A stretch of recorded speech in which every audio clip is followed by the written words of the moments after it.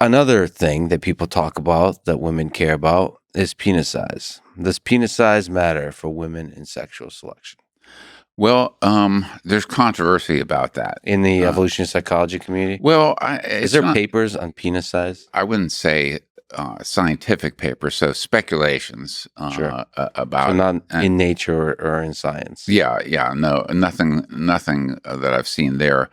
Um, I think that there's individual variability.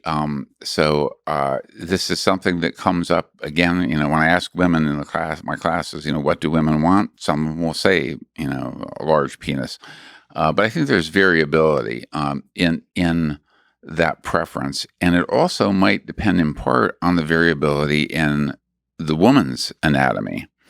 So, But do you think there's something fundamental in terms of evolutionary psychology, in terms of evolution, or is this a quirk of culture that's current, that's maybe somehow connected to pornography or something like that? yeah, my guess is it's something that's perhaps a quirk of culture or something that is evolutionarily recent.